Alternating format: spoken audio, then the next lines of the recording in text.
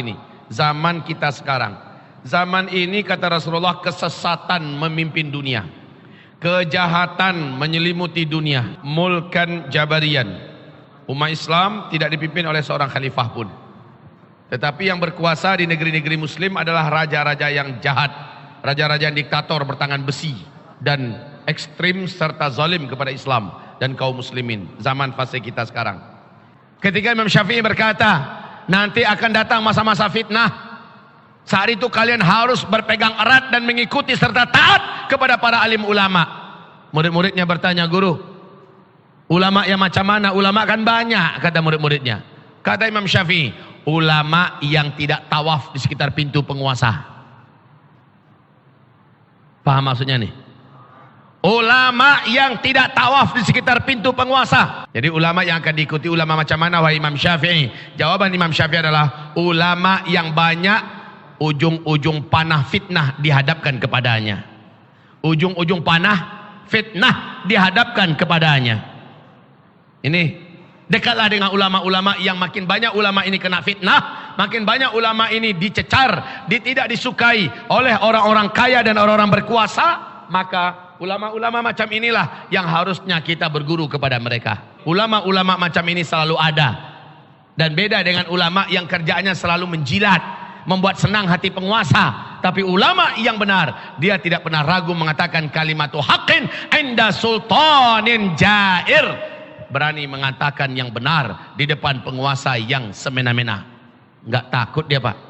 Dia selalu menyampaikan kebenaran di depan penguasa yang kira-kira mana yang jahat Fir'aun dengan penguasa-penguasa yang ada sekarang di muka bumi. Ibarat Allah yang kami muliakan, kepada para pemuda, bukan hanya sholat, bukan hanya tahajud, bukan hanya sedekah, bukan hanya zikir, baca Quran, bukan hanya tawakal pada Allah, doa, bukan hanya itu, Bu, tetapi termasuk latihan fisikmu. Latihlah fisikmu, latihlah fisikmu. Orang Syiah hari ini kaum muslimin luar biasa latihan fisik mereka. PKI, komunis juga luar biasa latihan fisik mereka, luar biasa. Ya kalau kita mungkin tidak bisalah terang-terangan seperti mereka. Mereka di backup oleh oknum-oknum, sementara kita tidak bisa melakukan. Pisau dapur aja kita pegang udah teroris kita dibilang. Ya, kalau begitu pandai-pandai aja lah bagaimana cara kita melatih fisik kita, fisik-fisik yang tangguh dan kuat.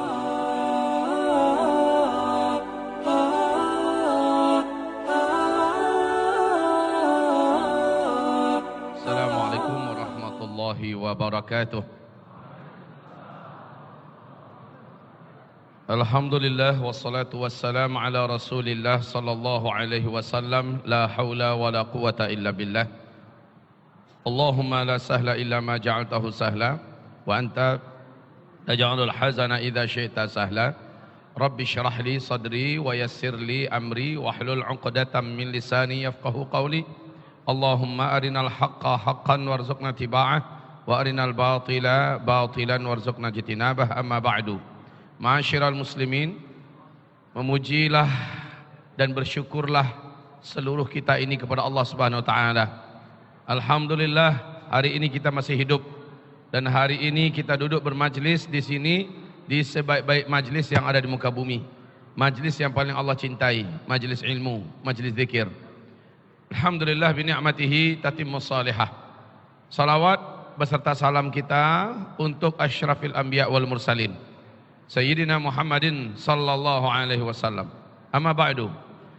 Hamba-hamba Allah yang kami muliakan.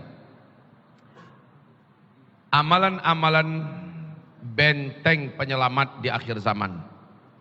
Akhir zaman yang kita maksud adalah zamannya umat Islam. Zamannya umat Islam itu ada 5 kata Rasulullah. Pertama, zaman di mana beliau langsung yang memimpin umat Islam. Disebut dengan zaman nubuwah.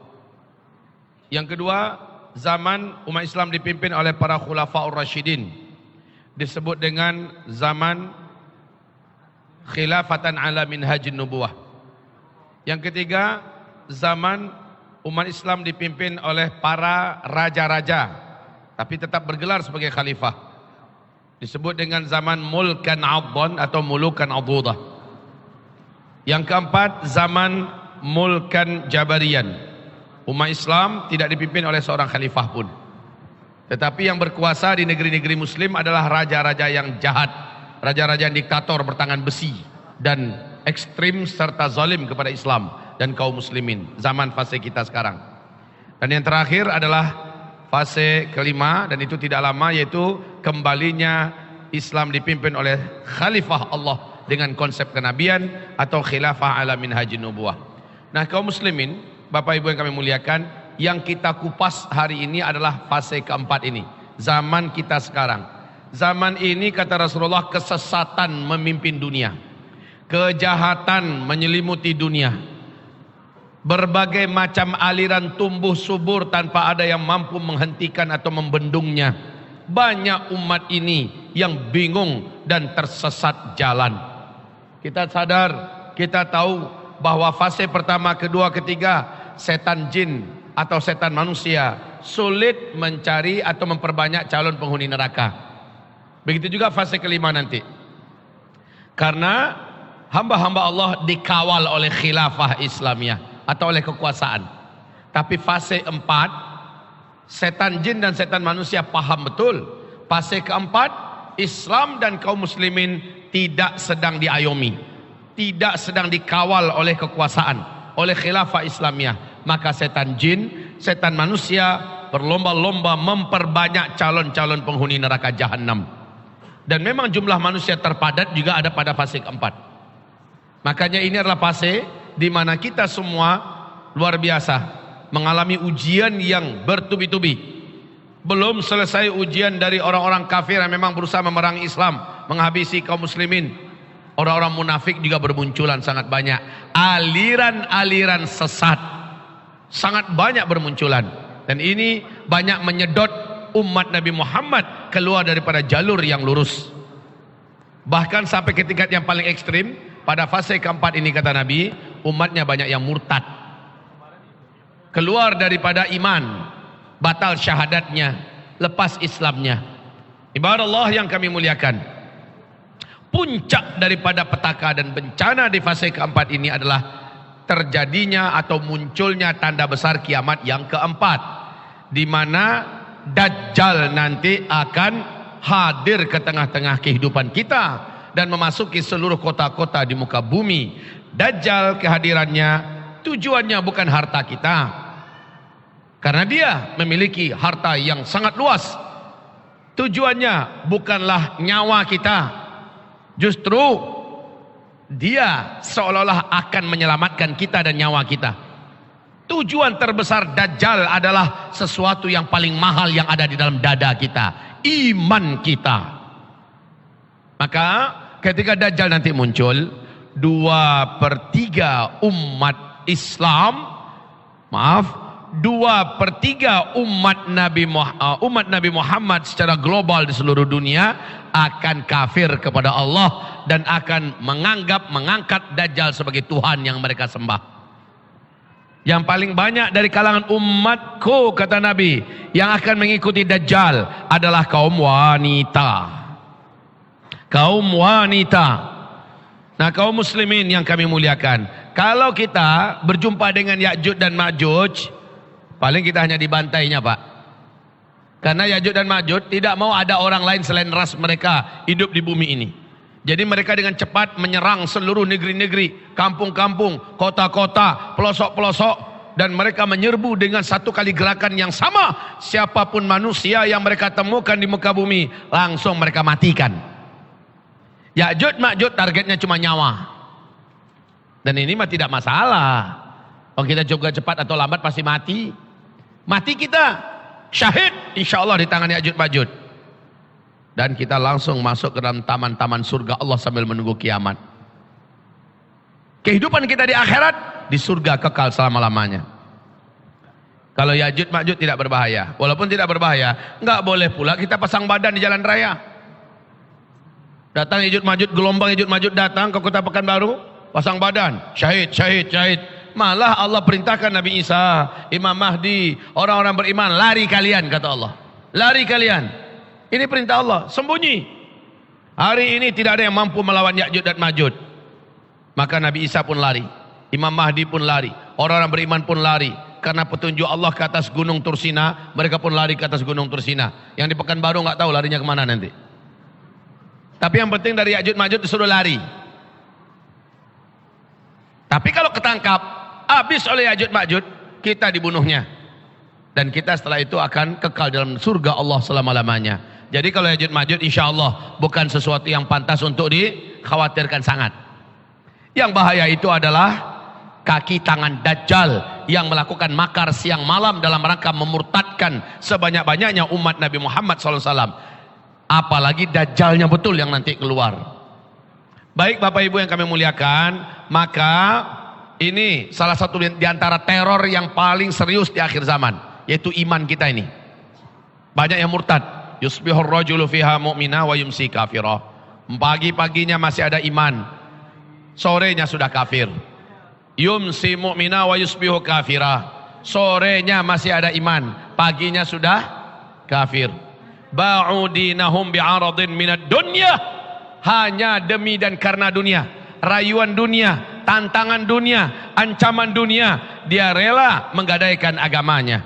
Ini yang terjadi pada fase kita sekarang, fase keempat. Hamba-hamba Allah yang kami muliakan. Lalu apa benteng kita agar kita selamat? Ini baru satu petaka ya, petaka keimanan. Petaka kedua, kita perjelas saja. Pada fase ini, ada yang bisa bantu saya nulis di papan tulis tidak? Ada yang bisa bantu menulis di papan tulis? Siapa yang bisa? Bisa tolong. Jadi, ancaman yang terbesar di fase keempat ini, tulis dulu satu. Satu, batalnya keimanan. Batalnya keimanan. Ini ancaman yang paling serius. Dan ini yang paling berbahaya itu Pak. Kita kekal di neraka jahanam kalau sempat iman kita murtad. Wah, puas nulisnya, Masya Allah. Satu. Yang kedua, ancaman serius yang terjadi pada fase kita ini. Dan ini tak lama lagi kita semua akan menyaksikannya dan mengalaminya. Nauzubillah. Bencana-bencana besar terjadi di muka bumi kita. Bencana-bencana besar. Ini baik, bencana-bencana ini akan banyak melenyapkan harta benda dan nyawa Pak. Bencana-bencana besar di darat, gunung-gunung meletus. Kalau dulu tsunami-nya tsunami air laut, sekarang sudah mulai muncul tsunami tanah. Tanah pun ikut-ikutan bisa menjadi tsunami. Tanah bergerak, menggulung siapapun dan apapun yang ada di atasnya, macam di Palu. Dan ini yang maksudnya Nabi Muhammad khasfun. Khasfun itu artinya adalah bumi menenggelamkan apapun yang ada di atasnya. Laut menenggelamkan apapun yang ada di pinggir-pinggirannya. Ini khasfun. Bencana-bencana besar terjadi di mana-mana. Bencana ini menghancurkan harta benda dan nyawa. Lalu bagaimana cara kita selamat? Amalan apa yang bisa menyelamatkan kita? Yang ketiga, baik. Yang kedua tadi bencana-bencana alam besar. Sepertinya 2019 ini adalah puncak bencana-bencana alam besar itu. Petaka-petaka terbesar itu terjadinya 2019 ini. Mulai daripada laut yang semakin menggila, tsunami-nya semakin tinggi dan banyak yang menyebabkan korban dan di mana-mana kematian. Gunung-gunung berapi aktif di mana-mana. Dan baru-baru ini diketemukan Pak, gunung terbesar di dalam laut nomor 1 di dunia terbesarnya ternyata di Laut Sumatera. Yaitu berhadapan-hadapan dengan kota Bengkulu, jaraknya 330 km. Ketinggian gunung ini, dan gunungnya gunung berapi loh ya, ketinggian gunungnya setara dengan Gunung Jayawijaya. Inilah gunung berapi yang tertinggi di seluruh dunia. Kalau sempat gunung ini aktif, nggak tahu nasib pesisir yang ada di seluruh Sumatera. Kemudian palung laut terdalam dan terbesar di seluruh dunia juga ditemukan di Laut Indonesia. Apa yang akan terjadi dengan Indonesia kita ini? Letaknya di Laut Banda, Indonesia sebelah timur. Di situ ada lempengan bumi. Kalau sempat ini bergerak, maka Indonesia sebelah timur diyakini tenggelam. Serem Pak. Sementara wahai hamba-hamba Allah yang kami muliakan, prediksi dari para pakar gempa dunia, dari Australia, dari London, dari Prancis, dari Jepang, dari Belanda, menggambarkan bahwa Indonesia akan mengalami gempa-gempa yang sangat mengerikan, dan Jawa adalah pusat daripada gempa-gempa yang paling mengerikan. Entah apa yang akan terjadi, Allahu a'lam. Yang ketiga, bencana yang akan terjadi pada masa kita ini adalah krisis perekonomian dunia. Krisis perekonomian dunia. Ini akan terjadi pada fase kita, fase keempat ini.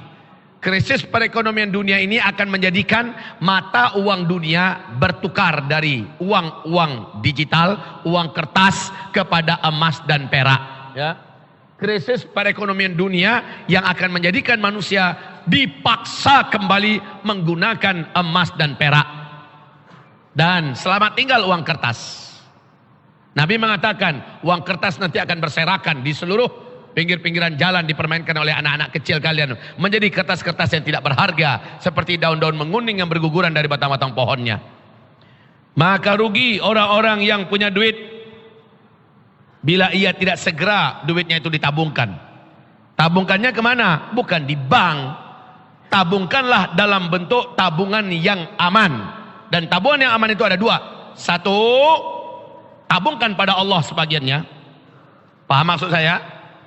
Dua, tabungkan dalam bentuk beli emas. Belikan emas.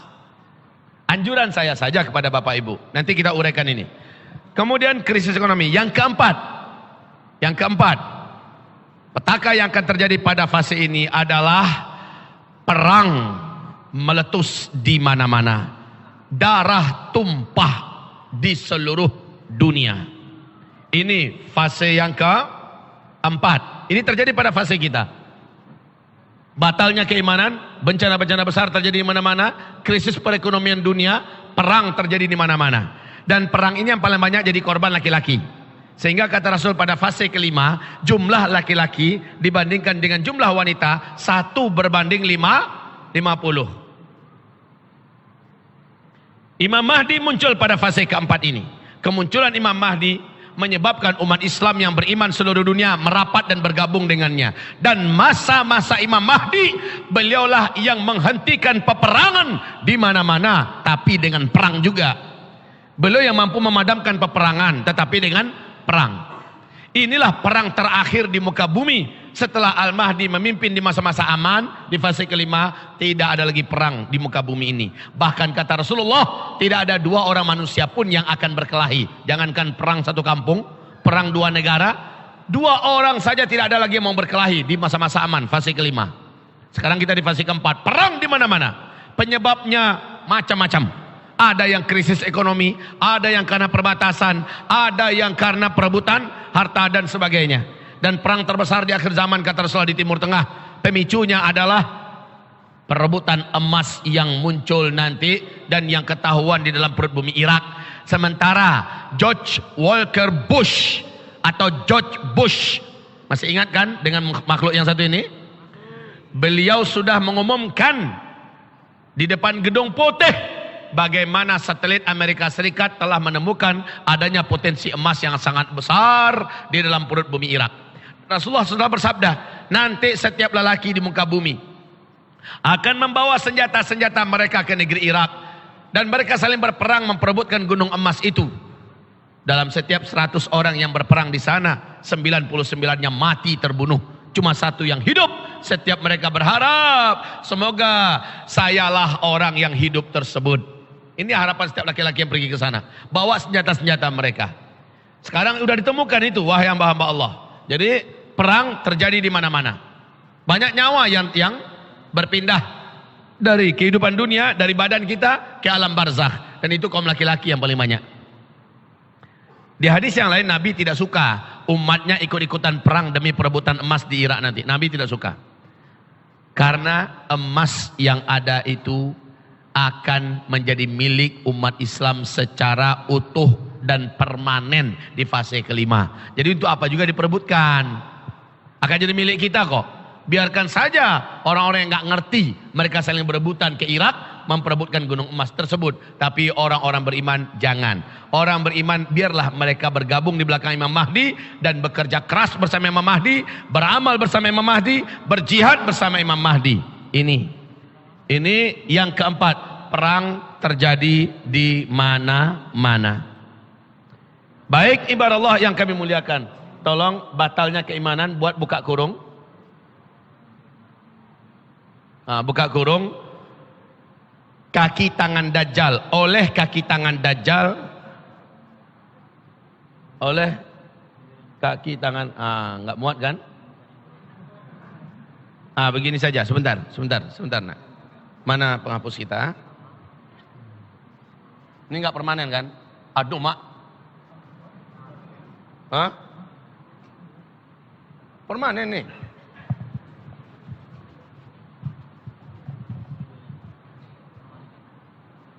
Coba. Begini saja. Ini oleh kaki tangan Dajjal. Kaki tangan Dajjal. Dan yang ini langsung oleh Dajjalnya. Oleh kaki tangan Dajjal saja sudah banyak yang berhasil dimurtadkan. Kaki tangan Dajjal ini adalah Illuminati dan Freemasonry dalam payung program besar mereka, The New World Order. Ini dia. Dan programnya adalah menyebabkan orang-orang Islam, orang-orang beriman murtad daripada keislamannya, keimanannya. Ini program besar The New World Order. Kaum muslimin, ya, bencana-bencana besar terjadi mana-mana. Krisis perekonomian dunia, perang terjadi di mana? Nomor 5.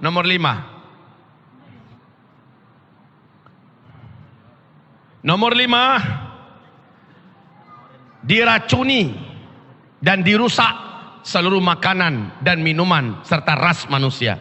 Diracuni dan dirusak. Diracuni dan dirusak. Diracuni dan dirusak makanan dan minuman serta seluruh ras manusia di luar ras Yahudi. Diracuni dan dirusak makanan dan minuman serta pemusnahan seluruh ras manusia. Pemusnahan massal seluruh ras manusia selain ras Yahudi. Jadi Illuminati punya program Pak, 2022 manusia yang boleh hidup di muka bumi ini menurut program mereka hanya kira-kira 8-9% saja lagi. 91%, 92% harus sudah enyah dan habis di muka bumi. Ini program mereka. Maka disebut dengan The New World Order, ya. Diracuni dan dirusak makanan dan minuman serta pemusnahan massal ras manusia selain ras Yahudi. Pemusnahan massal manusia selain ras Yahudi. Oke, bagus. Ibarat Allah yang kami muliakan. Lalu apa amalan kita untuk bisa membentengi dari ini semua? Pertama, kita langsung saja kepada to the point. Karena sebaiknya kita banyak diskusi nanti ya. Saya harap diskusi ini akan lebih mengembangkan kita. Baik. Perang terjadi di mana-mana. Tidak selalu perang, tapi juga pembunuhan-pembunuhan. Tanpa harus perang, tapi pembunuhan. Buka kurung, pembantaian. Buka kurung, tutup kurung, pembantaian. Pembantaian, pembunuhan ya. Baik, sudah. Nah, bagaimana? Amalan apa yang bisa menyelamatkan kita? Amalan ini menurut Syekh Al-Hafiz Ibnu Rajab Al-Hambali di dalam kitab Fathul Bari, Syarah Sahih Imam Al-Bukhari, beliau mengimpulkan pendapat para ulama-ulama salaf. Amalan terbagi pada 3. 1, amalan hati. 2, amalan lisan. 3, amalan badan. Nah, amalan hati yang cuma hati yang bisa mengamalkannya. Seperti apa? Niat, ridha, syukur, ikhlas, sabar, tawakal, yakin, percaya, husnudzon, fiqh, zuhud, qanaah, yang cuma hati yang bisa mengamalkannya. Amalan lisan, baca Quran, amar ma'ruf nahi anil munkar, dakwah, berdoa, zikir, ya kan? Memberikan petunjuk, memberikan nasihat dan lain-lainnya. Amalan badan, itulah dia salat, puasa, haji, badan dan harta, zakat, sedekah, jihad, ibadah Allah dan lain-lainnya. Sekarang yuk kita sebutkan amalan yang terkuat yang bisa menjadi benteng kita, Yang pertama yaitu amalan hati. Satu, kuatkan keyakinan kita kepada Allah Subhanahu wa taala berupa pasrah, tawakal. Mau panik Bapak Ibu, mau diapakan paniknya kita? Demak, ya Allah sebentar lagi, ya Allah sebentar lagi. Apa yang harus saya buat? Nangis ke sana, nangis kemari, nungging sana, nungging sini. Nggak akan ada hasilnya juga Pak. Lebih bagus pasrahkanlah dirinya kepada Allah Subhanahu wa taala. Titipkan, anak kata jadi tak jadilah. Apa yang akan berlaku, berlakulah. Tapi ikhtiar kita tetap wajib. Nanti amalan fisik ya, ikhtiar kita wajib. Habis itu tawakallah. Ibarat Allah yang kami muliakan. Yang kedua, upayakan jangan ada yang jauh dari ulama. Ini di akhir zaman ini kan banyak yang sesat nanti, banyak yang batal imannya, banyak yang murtad, banyak yang mengikuti aliran-aliran sesat. Supaya tidak terjadi kita termasuk sesat, dekat dan akrablah dengan ulama. Tadi yang disampaikan dalam kultum oleh guru kita, maka jadikan itu sebagai pegangan utama, jangan jauh dari ulama. Ulama yang macam mana? Ulama yang benar-benar, ulama betul-betul ulama, bukan ulama kecebong, bukan ulama kucing aye, bukan. Tapi betul-betul ulama, sebenar-benar ulama. Imam Syafi'i ditanya, ketika Imam Syafi'i berkata, nanti akan datang masa-masa fitnah. Saat itu kalian harus berpegang erat dan mengikuti serta taat kepada para alim ulama. Murid-muridnya bertanya, guru, ulama yang macam mana? Ulama kan banyak, kata murid-muridnya. Kata Imam Syafi'i, ulama yang tidak tawaf di sekitar pintu penguasa. Paham maksudnya nih?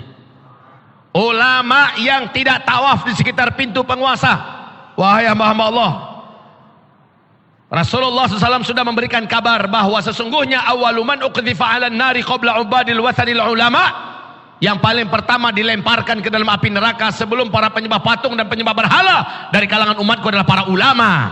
Ulama-ulama yang macam mana? Ulama yang kerjanya tawaf dari pintu penguasa kepada pintu penguasa yang lain, mengharapkan ada sesuatu kebaikan dari kekuasaan atau dari para penguasa yang bisa dia nikmati daripada bangkai-bangkai dunia.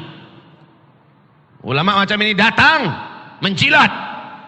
Siapa saja ulama yang datang kepada pintu penguasa atau orang kaya dan dia diam saja, ketika dia datang bukan untuk mendakwahi, tapi dia diam saja, dia lihat ada ketidakbaikan, ada yang tidak lurus dilakukan oleh orang yang berkuasa atau orang kaya, dia diam saja, maka telah hilanglah sepertiga agama ulama ini.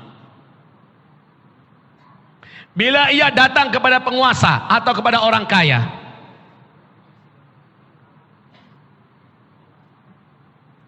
mengharapkan sesuatu daripada harta atau secercah kekuasaan dari orang kaya atau penguasa ini, maka hilanglah sepertiga agamanya. Yang kedua tadi, bila ia diam, maka hilanglah 2/3 agamanya. Dan yang ketiga, siapa saja ulama yang datang kepada pintu penguasa atau orang kaya, lalu dia lihat ada penyimpangan pada penguasa atau pada orang kaya, bukannya meluruskan, tapi malah membantu mencari-carikan dalil agar yang dilakukan oleh penguasa yang salah ini, agar orang kaya yang salah ini kelihatan benar. Akhirnya penguasa ini tidak pernah lurus gara-gara ulamanya yang seperti itu. Hilang seluruh agama daripada ulama ini. Jadi ulama yang akan diikuti ulama macam mana wahai Imam Syafi'i? Jawaban Imam Syafi'i adalah ulama yang banyak ujung-ujung panah fitnah dihadapkan kepadanya. Ujung-ujung panah fitnah dihadapkan kepadanya. Ini dekatlah dengan ulama-ulama yang makin banyak ulama ini kena fitnah, makin banyak ulama ini dicecar, tidak disukai oleh orang-orang kaya dan orang-orang berkuasa, maka ulama-ulama macam inilah yang harusnya kita berguru kepada mereka. Ada enggak di Riau? Ada. Ada enggak di Sumatera Utara? Ada tidak di Jambi? Ada tidak di Sumatera Selatan? Ada tidak di Sumatera Barat? Ada tidak di Lampung? Ada tidak di Jawa Tengah? Jawa Timur? Jawa Barat? Jabodetabek? Se-Indonesia ada, dari Sabang sampai Merauke. Ulama-ulama macam ini selalu ada. Dan beda dengan ulama yang kerjaannya selalu menjilat, membuat senang hati penguasa. Tapi ulama yang benar, dia tidak pernah ragu mengatakan kalimatu haqqin inda sultanin jair. Berani mengatakan yang benar di depan penguasa yang semena-mena. Enggak takut dia, Pak. Dia selalu menyampaikan kebenaran di depan penguasa yang. Nah, tetapi saya berharap kepada para alim ulama kita, berani itu wajib memang. Tidak takut dengan apapun kecuali hanya kepada Allah memang iya. Tapi nasihat saya, iringi dengan mencontoh para nabi-nabi sebelumnya dalam berdakwah kepada para penguasa yang jahat. Firaun. Kira-kira mana yang jahat, Firaun dengan penguasa-penguasa yang ada sekarang di muka bumi? Firaun yang paling jahatnya ya. Allah perintahkan Musa dengan Harun, idhaba ila fir'auna innahu tagha faqula lahu qawlan layyina. Hai Musa, hai Harun, kalian berdua pergilah kepada Firaun. Nasihatilah dia, dakwahilah dia. Qaulan layyina, katakan kepadanya kata-kata yang lembut. Innahu tagha, Firaun itu adalah taghut. Taghut itu artinya adalah orang yang sudah melampaui batas. Coba lihat perintah Allah kepada Musa dan Harun, datanglah dakwahi dengan kata-kata yang lembut. Jangan didatangi, kecebong, jangan gitu. Jangan didatangi lalu katakan kampret lo, cicak sini, tak kasih nasihat sampean. Jangan begitu. Katakan kata-kata yang lembut dan sopan. Jadi kepada para ulama ini nasihat lah. Semangat-semangat apa kita, baguslah. Umat hari ini sudah nggak suka lagi melihat para ulama-ulama yang balelo, ulama-ulama yang penjilat. Umat butuhkan ulama-ulama yang tegas, tegar, berprinsip, tetapi ulama yang juga tidak kasar karakternya, tidak kasar kata-katanya. Setuju?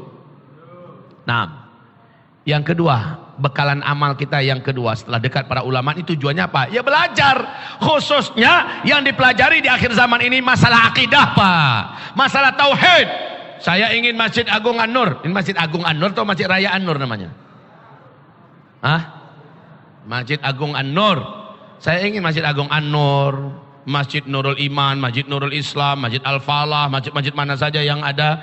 Ini sebaiknya di masjid-masjid sekarang sudah selayaknya kitab tauhid diajarkan secara berkala, dan umat juga wajib memburu di mana ada kajian-kajian tauhid oleh para ulama-ulama Rabbani, datangi cepat. Fase ini wajib fardu ain hukumnya bagi setiap kita mempelajari tentang tauhid yang lurus, akidah yang benar, iman yang sahih versi Rasul dan para sahabat.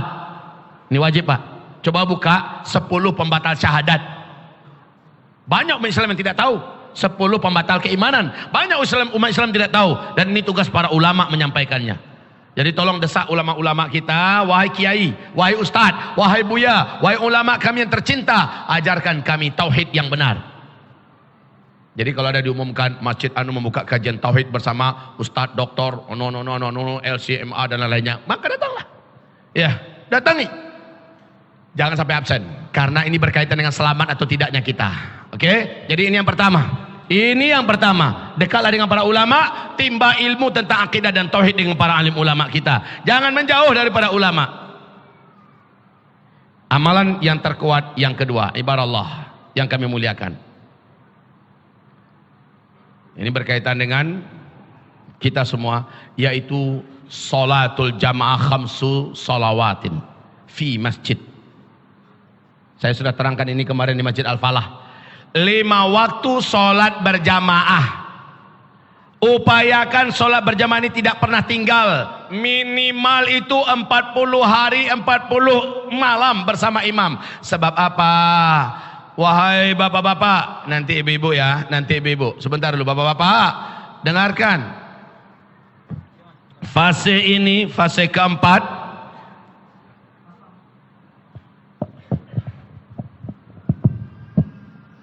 Fase pertama, fase kedua, fase ketiga, Nah, fase kita sekarang.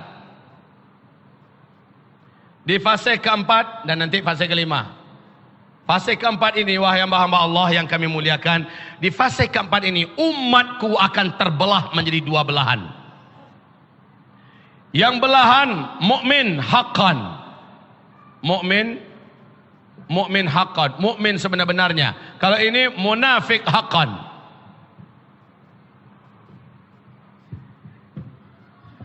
Umat Nabi pada masa ini akan menjadi mukmin dan menjadi munafik di seluruh negara. Apa? Enggak dengar.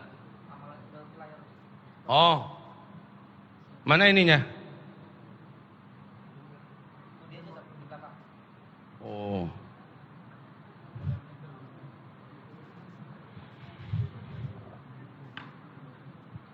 udah ada layarnya. Nampak nggak? Di belakang nampak Ustadz, di belakang, di depan enggak. Adalah suara saya terdengar insya Allah. Bapak Ibu yang kami muliakan, sampai di mana kita barusan?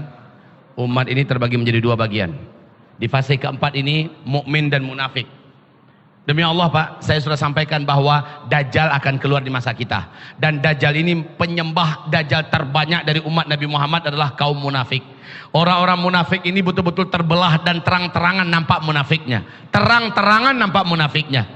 Bila Bapak Ibu tidak ingin terhitung sebagai orang munafik sampai mati, siapa di antara Ibu yang ingin tidak menjadi munafik sampai mati? Siapa di antara Bapak Ibu? Tolong angkat tangannya.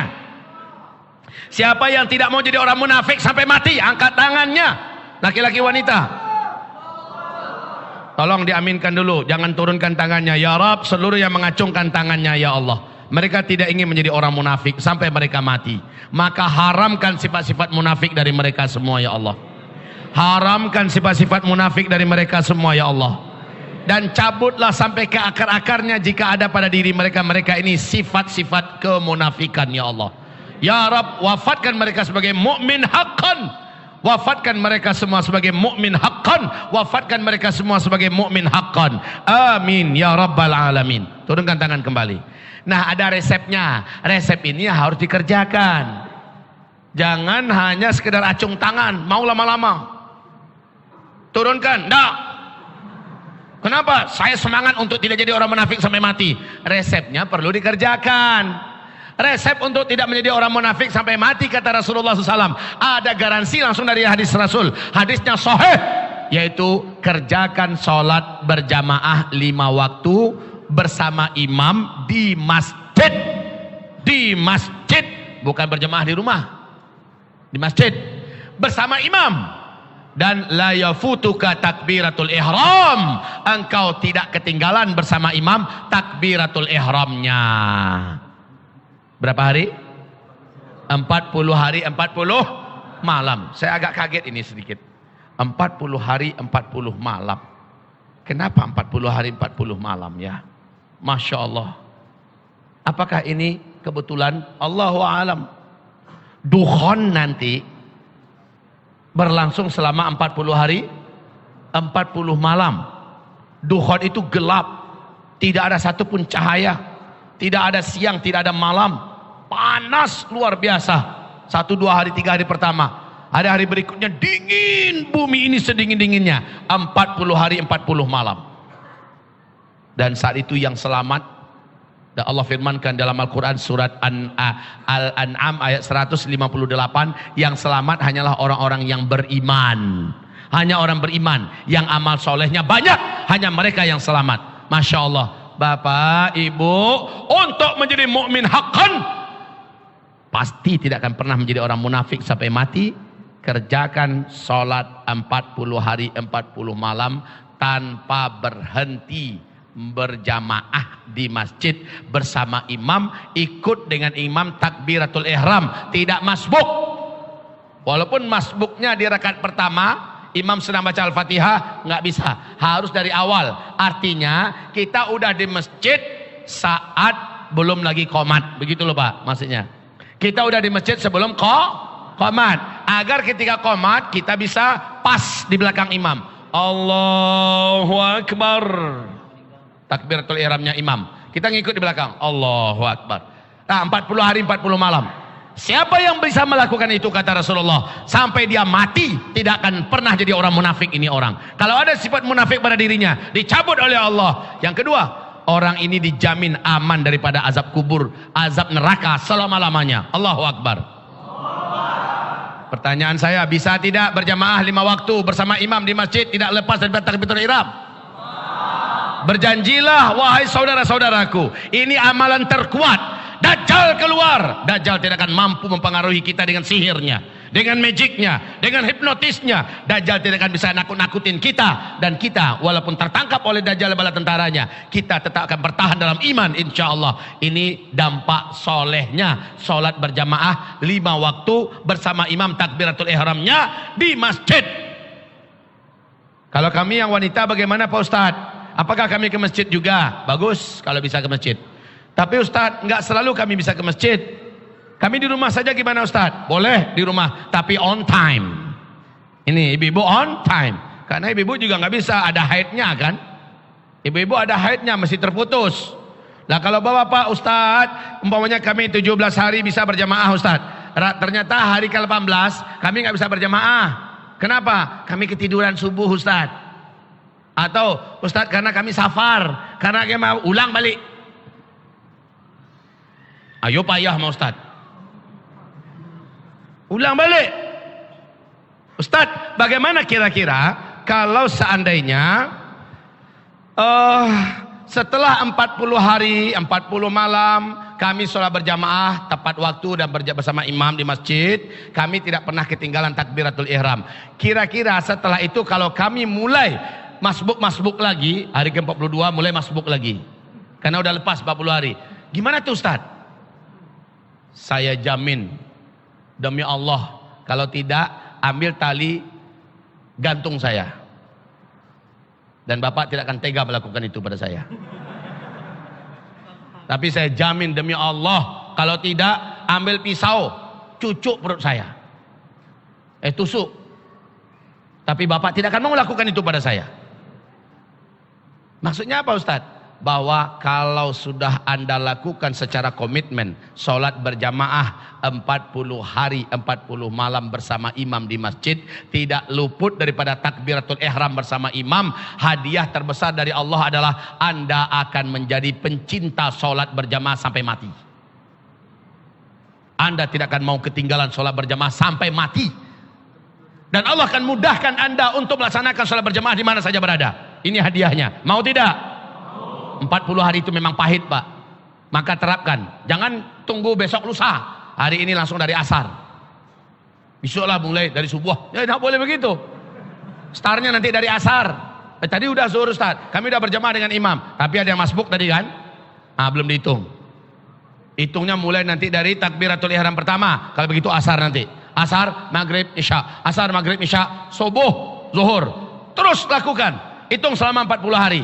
Insya Allah setelah itu Bapak akan merasakan manisnya sholat berjamaah di masjid. Dan Bapak tidak akan pernah lewat meninggalkannya insya Allah. Ya, sedang bawa motor, Allahu Akbar, Allahu Akbar, hati Bapak langsung wajilat qulubuhum. Hati langsung bergetar. Langsung sholat 5 waktu. Sedang meeting, komandan, ada apa? Saya mau sholat, orang sudah azan. Ini meeting penting. Lebih penting meeting dengan Allah daripada sini. Kamu saya pecat, biar nanti cari kerja yang lain. Wah, imannya Pak sudah nggak jawabkan dia takut dengan apapun lagi. Ini hadiah dari Allah Subhanahu Wa Taala. Mau kan punya iman macam ini? Maka sholat 40 hari 40 malam berjamaah dengan imam, tidak lepas dari takbiratul ihram, nggak bisa ditawar-tawar. Ini jalannya. Dajjal datang, lewat tuh Dajjal. Kita juga nggak sombong. Allah, saya iman sudah kuat. Biarlah Dajjal datang. Jangan begitu pula. Karena Nabi berkata ada seorang lelaki nanti ketika Dajjal masuk ke kotanya dan dia yakin imannya yang sudah kuat tidak akan berubah karena Dajjal. Lalu dia keluar dari persembunyiannya. Ketika dia berjumpa dengan Dajjal, ketika dia melihat fitnah-fitnah yang ada di tangan Dajjal, dia pun kafir kepada Allah. Dan dia sujud menyembah Dajjal. Jadi nanti teman-teman udah sholat 40 hari 40 malam. Setelah itu kita menjaga sholat 5 waktu dengan baik. Dajjal keluar, merasa imannya udah mantap, nggak akan berubah. Saya pasti akan selamat. Enggak bisa. Nabi haramkan kita jangan berjumpa dengan Dajjal. Kalau kamu dengar Dajjal keluar, sembunyilah, masuk ke dalam rumah, tutup pintu jendela, baca surah Al-Kahfi, pastikan Dajjal sudah hilang dari kota kamu, barulah boleh keluar lagi. Ini perintah Rasulullah. Yang laki-laki bawa istri-istrinya masuk rumah. Bawa. Jadi tidak ciek ke rumah.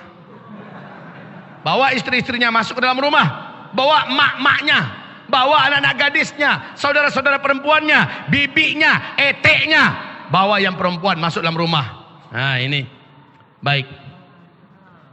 Ini sholat 5 waktu. Setelah itu apalagi amalan terkuat di akhir zaman? Perhatikan, amalan pembenteng terkuat di akhir zaman adalah sedekah dan infak fi sabilillah. Sedekah dan infak fi sabilillah. Saya generalkan saja dulu. Apapun infaknya. Infak beda dengan sedekah. Sedekah beda dengan sedekah jariah. Saya perjelas saja sedikit, silakan tanya jawab nanti ya. Sedekatun jariah adalah harta yang dikeluarkan untuk kepentingan kebaikan kaum muslimin atau kepentingan Islam, dipakai untuk ibadah, mungkin bangun masjid, mungkin bangun panti asuhan, mungkin bangun pesantren. Sedekatun jariyah, sedekah yang pahalanya terus mengalir, asal masih bisa dipakai, kayak Utsman bin Affan, masya Allah sedekahnya itu. Hotel yang dibangunnya di Mekah, hotel kebun kurma yang milik beliau di samping Masjid Nabawi, sampai hari ini Pak menghasilkan per 1 tahunnya 200 miliar. 1 tahun menghasilkan 200 miliar, dan itu sudah dikembangkan investasinya tetap dengan nama Utsman bin Affan. Ini namanya sedekatun jariyah, mengalir terus pahalanya kepada beliau. Nah, lalu apa bedanya dengan sedekah? Ada yang bukan sedekah jariyah. Contoh, kasih makan istri dengan harta yang halal, itu sedekah Pak. Menyuapkan makanan ke mulut istri, itu namanya sedekah. Memberi makan anak kita dengan harta yang halal, itu namanya sedekah. Memberi orang tua kita belanja, itu namanya sedekah. Menghajikan orang tua, mengumrahkan orang tua, itu namanya sedekah. Tapi tidak jariyah. Tidak jariah. Lalu kalau infak Ustadz, apa bedanya infak? Nah kalau infak, wahai hamba-hamba Allah yang kami muliakan, harta yang dikeluarkan untuk perjuangan agama Allah Subhanahu wa Ta'ala.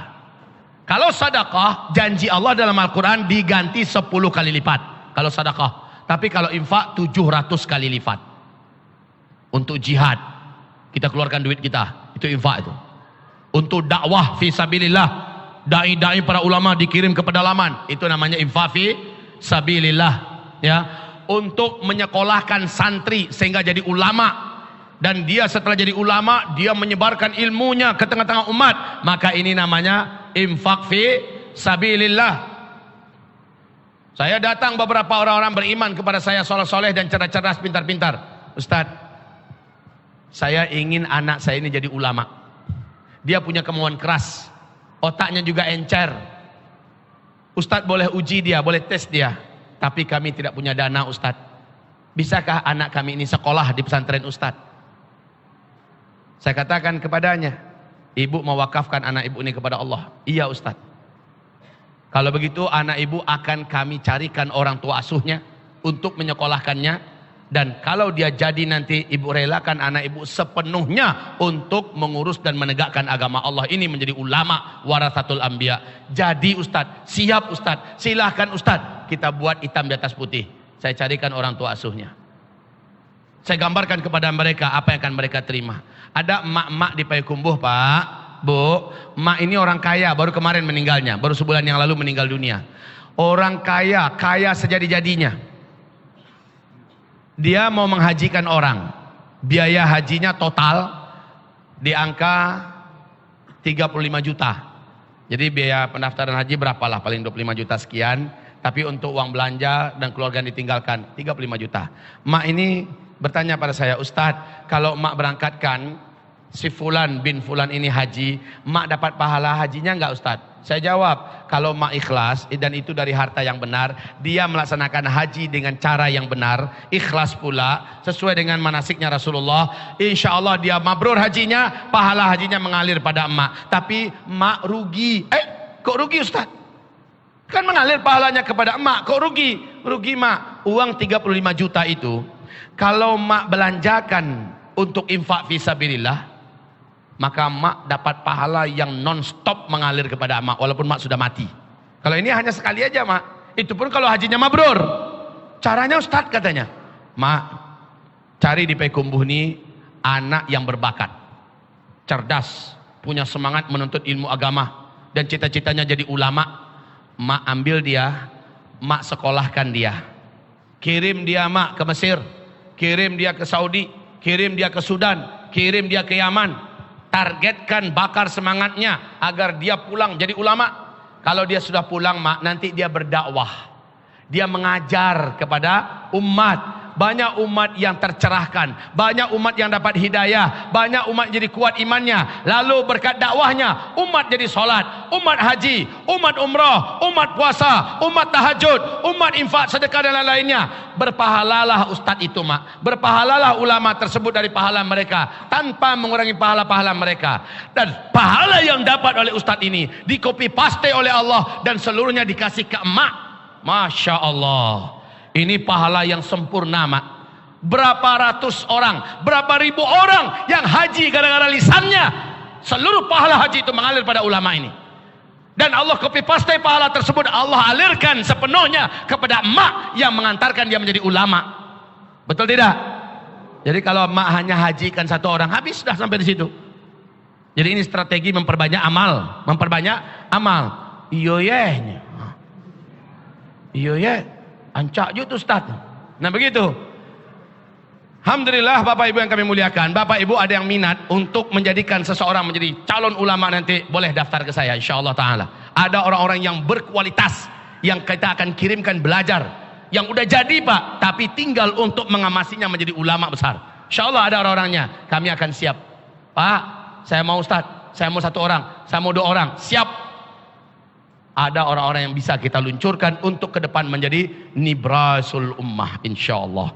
Bapak Ibu yang kami muliakan, ini amalan kedua terkuat di akhir zaman, yaitu sedekah. Satu lagi, sedekah ini memadamkan murka Allah. Sedekah ini bisa menjadi benteng dari bencana dan petaka. Sedekah ini bisa menjadi penyelamat dan pelindung ketika bencana. Coba lihat 3 orang yang terkurung di dalam gua. Ingat kisah ini enggak? 3 orang terkurung dalam gua, yang menyelamatkan mereka ternyata amalan mereka kan. Yang satu amalannya apa? Dia berbakti kepada orang tuanya. Orang tuanya dia yang urus. Kemana-mana tak gendong, kemana-mana. Ini sama anak ini solehnya betul. Orang tuanya digendong kemana-mana sampai orang tuanya meninggal. Dan orang tuanya ridho kepadanya.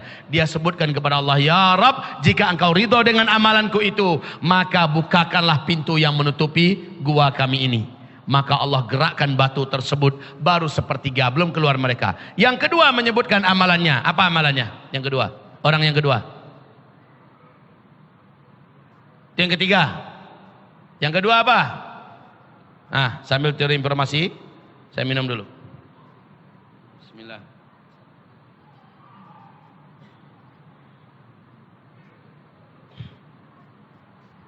Ya, pemuda yang dapat kesempatan untuk berzina dengan wanita yang digila-gilainya.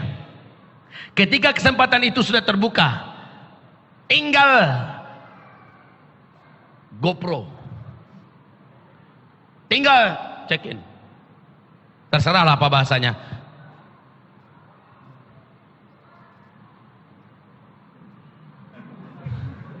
Tinggal mampehan selanya. Wanita itu berkata, takutlah engkau kepada Allah. Langsung berkeringat dia, lari dia langsung. Dan dia tidak jadi melakukan itu karena takut kepada Allah. Ya Allah, jika engkau ridha dengan apa yang aku lakukan ini, jika engkau ridha dengan apa yang aku lakukan ini, maka bukakanlah pintu ini ya Allah. Maka terbukalah. Yang ketiga, nah ini dia sedekah. Yang ketiga ini, ada pegawai saya ya Allah yang gak sempat ambil gaji dan dia sudah pergi. Gajinya itu saya belikan kepada ternak. Ternyata ternaknya itu berkembang biak sampai satu bukit penuh oleh ternak milik dia. Ketika si pegawai itu datang minta tagih, mana gaji saya dulu nggak sempat saya ambil. Saya suruh dia, pergilah kamu ke bukit sana, ada ternak di situ ambil. Maka dia berkata, yang mana yang ternak saya? Satu bukit itu punya kamu. Dia ambil semua, nggak satu pun disisakan untuk saya. Ya Allah, jika engkau ridho dengan apa yang kulakukan, ini sedekah. Ya, ternyata doa yang terakhir ini menyebabkan pintu itu terbuka secara utuh seluruhnya. Barulah mereka selamat dan keluar. Dan sedekah nanti bisa dipanggil, Pak. Sedekah-sedekah kita ini bisa dipanggil di hari-hari genting. Ya Allah, hamba dulu bersedekah membangun masjid, ya Allah. Jika engkau ridho dengan sedekahku itu, aku ikhlas karenamu, aku tidak ceritakan kemana-mana. Jika engkau ridho, ya Allah, maka hari ini selamatkan aku dan keluarga aku dari bencana besar ini. Allah selamatkan, insya Allah. Allah selamatkan, insya Allah ta'ala. Jadi di akhirat, Pak, bukan hanya di akhirat amalan kita bisa menyelamatkan kita, di dunia juga sudah bisa menyelamatkan kita, insya Allah ta'ala. Kemudian ibarat Allah yang kami muliakan, yang keempat, amalan terkuat kita di akhir zaman adalah qiyamul lail wadduha. Qiyamul lail wadduha. Tidak perlu saya uraikan ini, tapi sungguh demi Allah, saya mohon kepada Bapak Ibu semuanya, tolong sekarang wajibkan di keluarga kita saling bangun-membangunkan untuk melaksanakan qiyamul lail. Waktu kita tinggal nunggu bulan, Pak.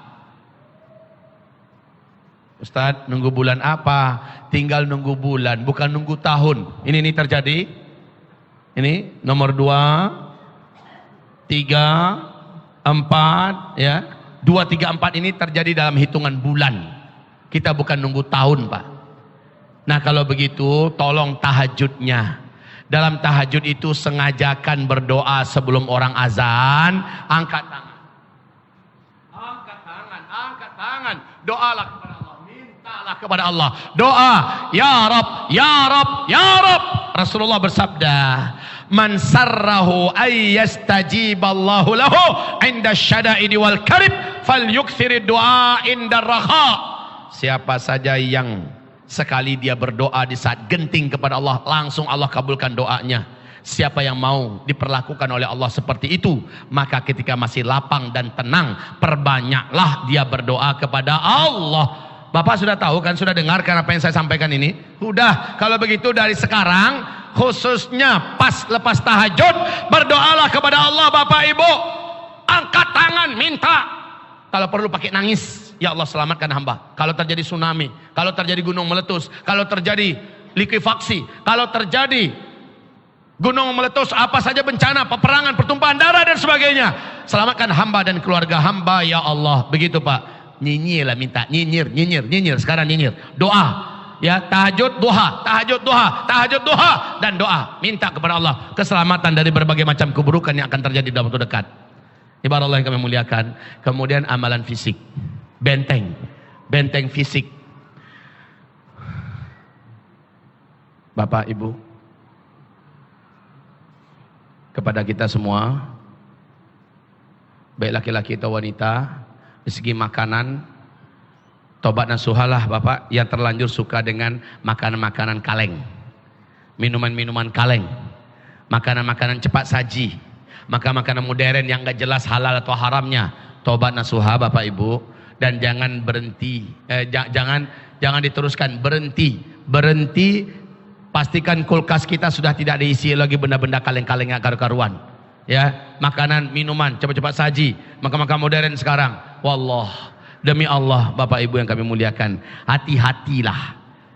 Coba baca buku Armageddon oleh Wisnu Sasongko. Bahayanya dukhon yang akan menimpa kita nanti. Bahayanya dukhon menimpa kita. Dukhon ini akan menjadikan kulit-kulit orang melepuh. Siapa kulit-kulit orang yang melepuh ini? Orang-orang yang terinfeksi makanan minuman cepat saji. Apalagi makan-makan minuman jelas-jelas haramnya. Para perokok, pencandu-pencandu rokok juga termasuk yang paling menderita ketika dukhon. Dia yang termasuk paling tersiksa ketika dukhon.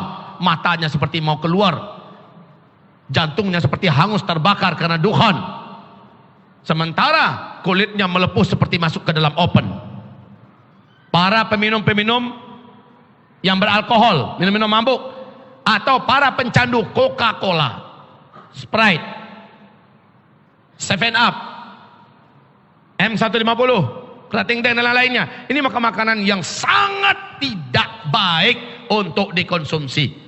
Apapun yang kaleng-kaleng yang minum, semuanya Bapak wajib curiga. Di Metro TV baru-baru saja diberitakan, ternyata Indonesia adalah Pemilik penyebaran air mineral paling berbahaya di dunia. Kandungan air mineral yang banyak menyebar di Indonesia banyak mengandung kandungan zat plastik, Pak, dibentuk dalam bentuk partikel-partikel halus yang tidak akan bisa diurai, Pak. Setelah dia terminum, maka dia tidak akan bisa diurai. Dan ini paling banyak menyebar di Indonesia. Makanya saya selalu awas pada ini minuman kalau nggak jelas. Ini apa mereknya nih? Minuman kalau nggak jelas, alhamdulillah saya dengar kabar Masjid Agung An-Nur sudah mulai akan memproduksi air mineral sendiri. Nah, ini bagus. Setiap kita harus mandiri, Pak. Usahakan umat Islam punya air mineral sendiri. Kalau orang luar buat, demi Allah kaum muslimin, orang-orang luar itu jahat. Betul lah firman Allah. Alladzina kafaru yufsiduna wala yuslihun. Orang kafir itu betul-betul merusak aja isi kepala mereka itu. Kita dibuatnya sakit, kita dibuatnya menderita, kita dibuatnya susah, sementara duit kita diambilnya, dijual barang-barang oleh dia, tapi untuk menghancurkan kita isi barang itu. Kita beli pula. Makanya benar kata Sufyan Ats-Tsauri, kalau orang kafir memberikan sesuatu yang kelihatannya baik, datangkan 1000 lebih alasan untuk buruk sangka kepada mereka. Ulangi Bapak, kalimat yang bagus ini. Kalau orang kafir melakukan sesuatu yang baik, kelihatannya baik, datangkan dulu 1000 lebih alasan untuk berburuk sangka kepadanya. Apalagi zaman fitnah ini, Pak. Ini produknya dari siapa? Oh, ini ternyata dari produk milik Yahudi. Ini produk ternyata milik Freemasonry. Ini produk milik cacing 9. Ini produk milik kafir pokoknya. Sudah. Buruk sangkalah dulu. Buruk sangkalah dulu. Ini perintah ulama salaf kita. Nah, kalau datang produknya dari orang muslim yang soleh, yang taat, datangkanlah 1000 lebih alasan untuk berbaik sangka kepadanya. Memang biasanya harganya agak lebih mahal kalau muslim yang produk. Ini masalahnya. Kalau mereka bisa jual 2.500, muslim jual 5.000. Mahalnya lagi. Kan begitu kan? Datangkanlah 1000 lebih alasan. Ini masih produk kecil, biayanya jadi besar. Kemudian ya, pokoknya datangkanlah 1000 lebih alasan untuk berbaik sangka. Untuk makanan minuman, saya harap Bapak Ibu sortir betul lah yang masuk ke dalam rumah kita, yang masuk ke dalam tenggorokan kita dan anak-anak istri kita, Bapak, Ibu. Baik. Kepada anak-anak muda, benteng dirimu yang terbaik, karena ini adalah zaman perang terjadi di mana-mana. Lihat yang keempat, perang terjadi di mana-mana. Pembantaian, pembunuhan di mana-mana. Kepada para anak muda, jadikan fisikmu teruji, memiliki kepantasan dalam gerak, memiliki ketangkasan dalam fisik. Tangkas, memiliki kemampuan bela diri, berlari dalam jangka yang cukup jauh sanggup, berenang dalam jangka yang cukup jauh sanggup, ya. Kemudian bergulat oke. Memanah hebat, main senjata, apakah ruyung double stick, apakah toya, apakah menggunakan senjata tajam, pendek dan panjang dan sebagainya, tangkaskan dirimu. Ini akhir zaman. Orang-orang Kristen di Vatikan Roma, ribuan mereka hari ini belajar bela diri kembali dengan pedang, dengan tangan kosong. Mereka ribuan memanah di atas kuda. Tiap waktu mereka latihan bergantian. Mereka yakin betul dari kitab Injil mereka bahwa tak lama lagi manusia kembali ke zaman manual. Mereka yakin betul. Dan ini juga telah digambarkan Nabi kepada kita. Jadi kita ke depan, kita akan menghadapi hari-hari yang memang serba sulit untuk kita menentukan pilihan. Pistol masih ada, tapi nggak bisa meletus. Senjata mewah dan canggih masih ada, tapi tidak bisa dipakai. Pesawat jet tempur masih ada, tapi nggak bisa terbang. Handphone masih ada, tapi sudah nggak ada sinyal dan bahkan nggak ada listrik. Saat itu semuanya mengandalkan serba manual. Maka pelajarilah apapun. Coba lihat, buka di YouTube, Pak. Primitive technology. Coba dibuka. Bagaimana orang-orang Eropa hari ini sudah mulai mencoba dengan tangannya sendiri membuat apa saja. Bahkan untuk berburu mereka buat dari bahan-bahan kayu yang ada di hutan, dari bahan-bahan bambu yang ada terdekat dengannya. Bagaimana cara bisa mempertahankan hidup. Primitive technology. Mereka sudah mulai mempelajari itu semua. Maka kenapa kita tidak juga melakukan hal yang sama? Persiapkan ini secara fisik. Di Pekanbaru ini sudah ada beberapa titik di mana ada stable-stable Muslim. Ada wisata dakwah Okura, ada kudanya pemuda akhir zaman, Paz. Nggak tahu udah berapa ekor kudanya. Saya pernah main ke sana dan saya pernah naik kudanya. Salah satu kuda saya pernah saya titipkan di situ. Bapak Ibu yang kami muliakan, memanahlah. Inilah kekuatan yang terkuat di akhir zaman nanti. Ibarat Allah yang kami muliakan kepada para pemuda, bukan hanya sholat, bukan hanya tahajud, bukan hanya sedekah, bukan hanya zikir, baca Quran, bukan hanya tawakal pada Allah, doa, bukan hanya itu, tetapi termasuk latihan fisikmu. Latihlah fisikmu. Orang Syiah hari ini kaum muslimin luar biasa latihan fisik mereka. PKI komunis juga luar biasa latihan fisik mereka. Luar biasa. Ya kalau kita mungkin tidak bisalah terang-terangan seperti mereka. Mereka di backup oleh oknum-oknum. Sementara kita tidak bisa melakukan. Pisau dapur aja kita pegang udah teroris kita dibilang. Ya, kalau begitu pandai-pandai aja lah bagaimana cara kita melatih fisik kita. Fisik-fisik yang tangguh dan kuat. Terakhir, ini perang terjadi di mana-mana, pembantaian dan pembunuhan karena krisis ekonomi, karena kemarau ekstrim melanda seluruh dunia. Akhirnya kata Rasulullah dalam hadis Sahih Bukhari, seorang tetangga rela mendatangi tetangganya yang dulu adalah sahabatnya karena lapar, demi sepotong roti yang ada di tangan tetangga, tetangga itu pun dibunuhnya karena lapar. Di akhir zaman, sebelum kiamat kata Rasulullah, tetangga akan membunuh tetangga padahal dia adalah sahabatnya dulu karena lapar. Dan itu hanya akan terjadi kalau tetangga bertetangga dengan tetangga yang tidak muslim, yang tidak beriman. Kita ini sekarang di tengah kota Pekanbaru. Bapak tinggal di mana? Ini tinggal di mana? Ini tinggal di mana? Pasti tetangganya nggak jelas kan? Yang ini fasik, yang ini munafik, yang ini jahat, yang ini penjahat, yang ini macam-macam mode tetangganya. Nah, masa-masa krisis terjadi, kelaparan terjadi, tetangga macam ini akan tega Pak datang pada kita dan membunuh kita. Betul tidak? Di fase ini juga Dajjal keluar. Dan kata Rasulullah, Dajjal hanya akan masuk ke kota-kota besar. Dajjal hanya akan masuk ke kota-kota, nggak pakai besar. Ke kota-kota, asali kotanya masuk aja tuh. Dajjal itu.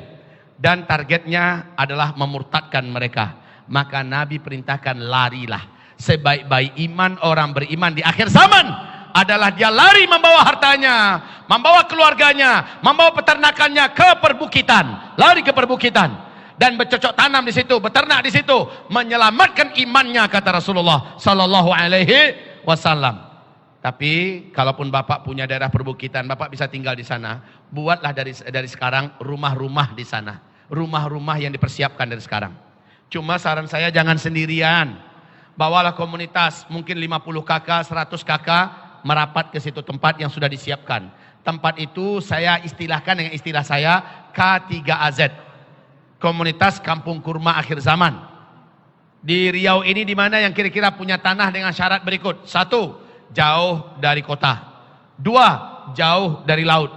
3, tinggi dari laut. 4, jauh dari gunung-gunung berapi. 5, daerah perbukitan yang landai punya sumber mata air yang besar. 6, daerah itu subur sehingga bisa bercocok tanam dan bisa beternak, khususnya cocok tanam kurma dan dan beternak domba. Ya. Yang ketujuh, kawasan itu sebaiknya berbatasan dengan hutan lindung. Yang kedelapan, mudah-mudahan warga sekitaran juga sudah memahami visi misi kita. Nah, bawalah orang-orang beriman yang soleh-soleh dari sekarang, kapling-kapling daerah itu. Kapling-kapling daerah itu dari sekarang.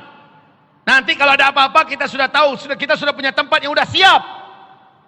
Sebelum terjadi apa-apa, kita tetap melaksanakan aktivitas sehari-hari kita di kota.